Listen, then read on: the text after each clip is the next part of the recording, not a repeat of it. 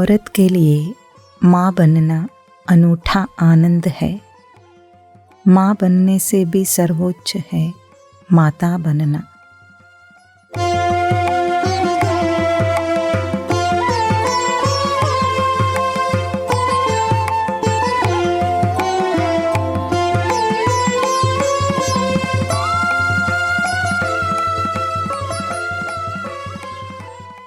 भारतीय सनातन धर्म में शरीर धारण करने वाले जीव के संबंध में षोडश यानी 16 संस्कार बताए गए हैं।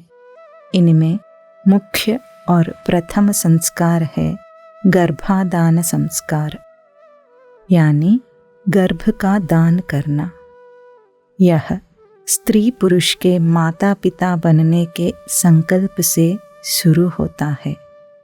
एक किसान जो अच्छी फसल काटना चाहता है, वह सबसे पहले 2 बातों पर ध्यान केंद्रित करता है। एक, बोए जाने वाले बीज की गुणवत्ता और दूसरा, बोए जाने वाले खेत की योग्यता।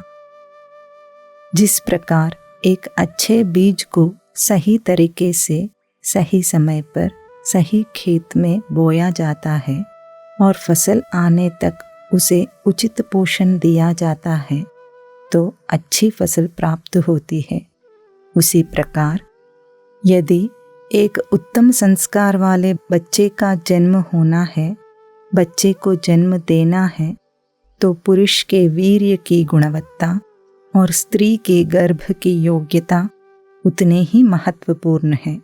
जिन स्त्री पुरुषों को संतान प्राप्ति की योजना है, उन्हें गर्भाधान से पहले ही इसकी तैयारी कर लेनी चाहिए। यह गर्भाधान का पहला पहलू है।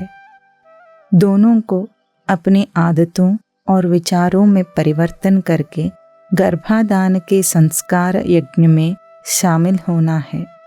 गर्भाधान के बाद जब शिशु माँ के गर्भ में 9 महीने तक पलता है, तब माँ अपनी तपस्या के माध्यम से शिशु को शारीरिक स्वस्थता, मानसिक विकास और आध्यात्मिक संस्कार प्रदान कर सकती है और उसे ऐसे करना भी चाहिए।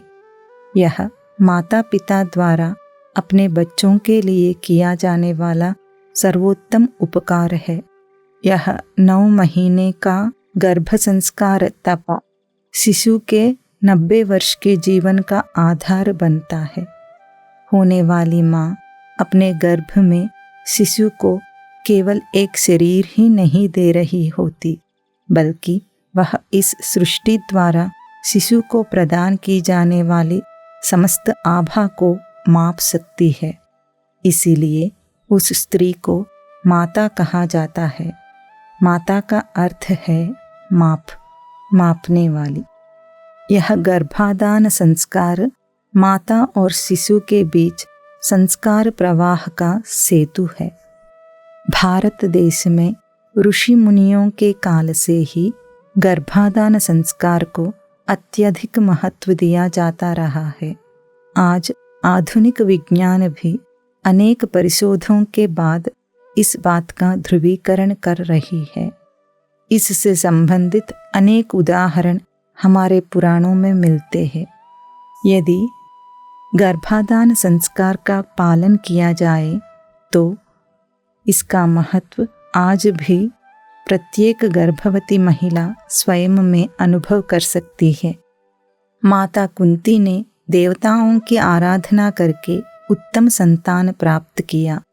माता कौशल्या, माता देवकी और माता अनसुया ने भी गर्भावस्था के दौरान विशेष नियमों और अनुष्ठानों का पालन किया। परिणाम स्वरूप उनकी संतानें गुणवान, योगी और तपस्वी बनी। महाभारत में वीर अभिमन्यु द्वारा पद्मव्यूह तोड़ने की घटना इसका अद्भुत उदाहरण है। मार्कंडेय पुराण में माता मदालसा का प्रसंग आता है। वह अपनी संतान के गुण, कर्म और चरित्र का पहले से ही निर्धारण कर लेती थी। वह गर्भ में ही शिशु को दिव्य संस्कार प्रदान करती थी।